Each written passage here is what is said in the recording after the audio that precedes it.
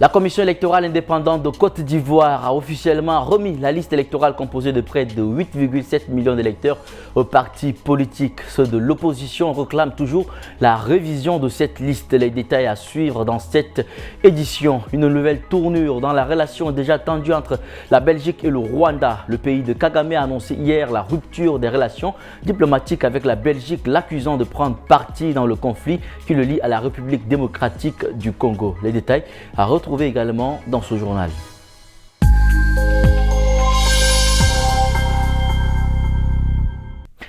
Mesdames et messieurs, bonsoir et bienvenue sur Tchad Info TV. En Côte d'Ivoire, il y a à ce jour près de 8,7 millions d'électeurs sur la liste électorale provisoire. L'annonce a été faite par la commission électorale indépendante CIE lundi 17 mars. La CIE a officiellement remis cette liste aux partis politiques. Malgré cette démarche, l'opposition continue de réclamer une nouvelle révision de la liste électorale avant la présidentielle du 25 octobre. Face au parti politique Ibrahim Koulibaly Kibier, le président de la commission électorale indépendante affirme faire le bilan à mi-chemin des opérations électorales. Selon les données revues et corrigées par la CEI, il y a à ce jour 8,7 millions d'électeurs sur la liste provisoire, dont près de 769 757 nouveaux inscrits. La liste électorale provisoire est affichée jusqu'à vendredi 21 mars. Puis, à partir de samedi, les citoyens qui le souhaitent peuvent déposer une réclamation en cas d'incohérence ou d'erreur. Le calendrier électoral est serré et précis, souligne Ibrahim Koulibaly Kibier, le président de la CEI. Cela ne laisse pas la place à une nouvelle révision électorale avant la présidentielle d'octobre, poursuit ce juriste.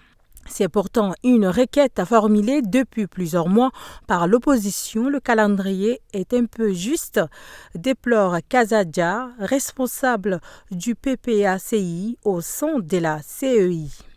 Ce militant du parti de Laurent Gbagbo estime que la commission électorale indépendante ne veut pas organiser des élections transparentes avant d'affirmer qu'il faut auditer la liste pour rendre tous les acteurs plus sereins. Après avoir reçu une copie de la liste provisoire des électeurs, le parti de Laurent Gbagbo fait les comptes et note que l'objectif d'enrôler 4 millions d'électeurs supplémentaires n'est pas atteint, ce qui fait dire à Kazadia que son parti a estimé dans sa démonstration qu'il y a plus de 12,5 millions qui devaient être sur la liste et aujourd'hui nous avons 8 millions. Les gens veulent s'inscrire, ce sont eux qui refusent. Donc cela amène à réfléchir. La CEI mise sur une publication de la liste définitive des électeurs vers le 20 juin. L'ancien président Laurent Gbagbo et le leader du COJEP, Charles Blé Goudé, ne figurent pas sur la liste électorale provisoire. Ils sont en effet tous les deux éligibles suite à des condamnations judiciaires prononcées par la justice ivoirienne. Le Rwanda a annoncé ce lundi 17 mars la rupture de ses relations diplomatiques avec la Belgique, accusant l'ex-puissance coloniale d'avoir pris parti pour Kinshasa bien avant et pendant le conflit en cours en République démocratique du Congo. Les tensions diplomatiques montent encore d'un cran entre les deux pays alors que les relations s'enveniment déjà depuis longtemps. Selon le communiqué de Kigali, la Belgique a constamment miné le pays, bien avant et pendant le conflit en cours en RDC. Bruxelles est notamment accusée de continuer de se mobiliser contre le Rwanda dans différents forums, indique Lucie Moulot, correspondante à Kigali. Aujourd'hui, la Belgique a clairement pris parti dans un conflit régional et continue à se mobiliser systématiquement contre le Rwanda dans différents forums, utilisant mensonges et manipulations pour créer une opinion hostile, injustifiée à l'égard du Rwanda, dans le but de déstabiliser le pays et la région, a accusé Kigali.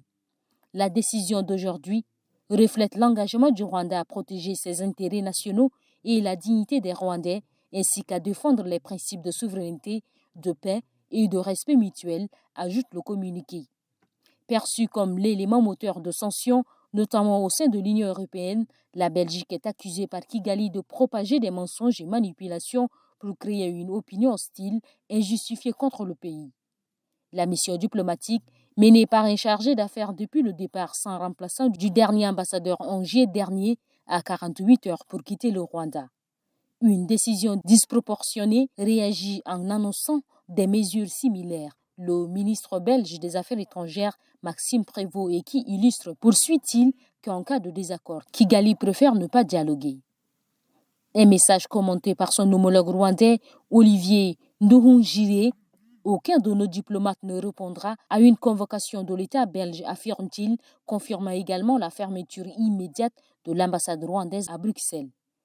L'Union européenne, pressée notamment par la Belgique, a adopté ce lundi des sanctions contre des personnalités rwandaises en raison du soutien de Kigali à l'offensive du groupe rebelle M23 en République démocratique du Congo.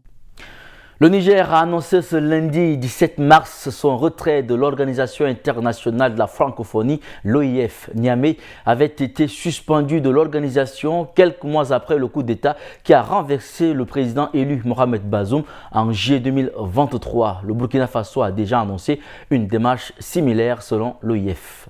Dans un courrier adressé aux diplomates en poste à Niamey, le ministère nigérien des Affaires étrangères annonce le retrait du pays de l'Organisation internationale de la francophonie. C'est une décision souveraine, précise la missive. Le Burkina Faso, pays voisin, a déjà pris une décision similaire, a déclaré la porte-parole de l'Organisation internationale de la francophonie, Oriaka Vandwege, lundi soir sur TV5 Monde. Le Niger et le Burkina Faso, dirigés par des POTIS, sont membres de l'Alliance des États du Sahel, avec un autre troisième pays, le Mali, qui pourrait se prononcer rapidement sur le sujet. Le trio ne cache pas sa volonté de prendre davantage de distances vis-à-vis de la France, ancienne puissance coloniale. Le Mali, le Niger et le Burkina Faso avaient déjà été suspendus de l'organisation après les coups d'État qui ont renversé des présidents démocratiquement élus. Ces pays avaient déjà rompu leur coopération militaire avec la France en demandant le départ de chez eux des troupes françaises. Créée en 1970, l'Organisation internationale de la francophonie regroupe 93 États ou gouvernements. Elle apporte à ses États membres un appui dans l'élaboration ou la consolidation de leur politique et mène des actions de politique internationale et de coopération multilatérale conformément à ses principales missions comme celle de promouvoir la langue française et la diversité culturelle et linguistique.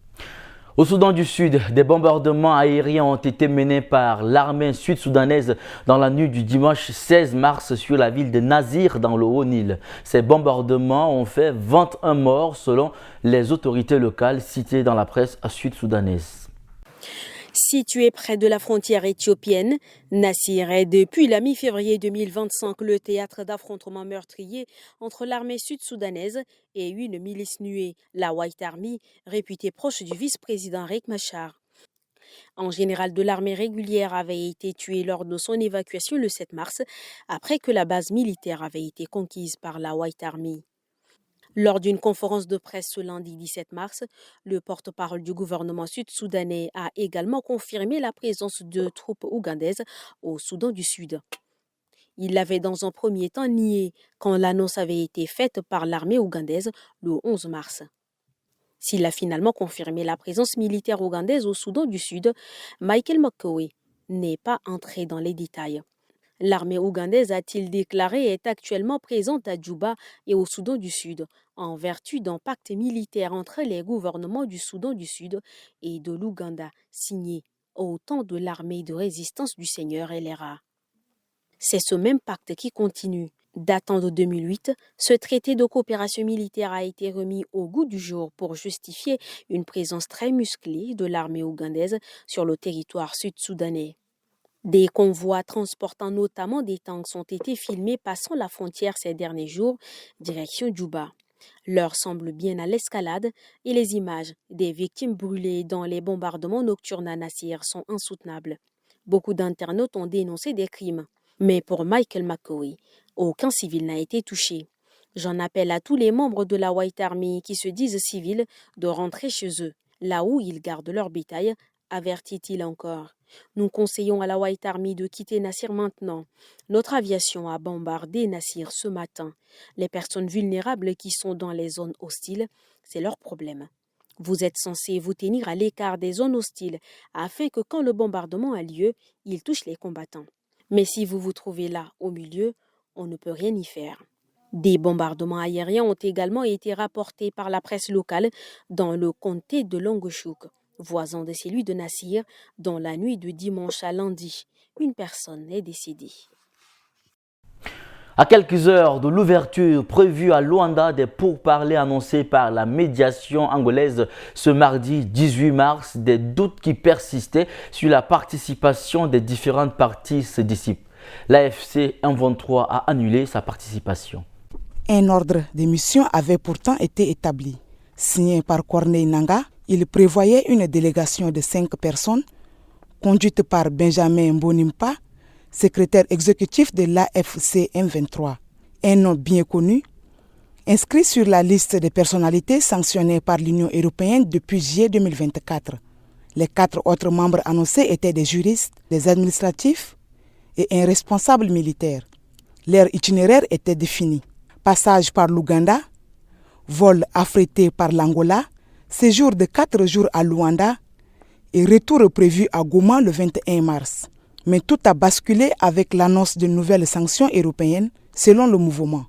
L'Union européenne a ajouté plusieurs figures de l'AFC M23 à sa liste de sanctions, dont Bertrand Bisimwa, coordonnateur adjoint, ainsi que Désiré Rukomera, John Imani Zengze et Jean Bahati Moussanga. Autre point de crispation, la situation militaire. Le mouvement accuse le FDC d'avoir lancé une contre-offensive, notamment avec le déploiement de l'aviation militaire dans le territoire de Walikale, où le groupe armé a fait une percée ces derniers jours. Côté gouvernement congolais, la ligne est plus claire. Une délégation se rendra bien à Luanda. Une source officielle le confirme, tout comme la présidence congolaise qui n'a toutefois pas encore dévoilé les noms des délégués. Et c'est la fin de cette édition. Merci de l'avoir suivi. Très bonne suite de programme sur Tchad Info TV, votre chaîne d'information.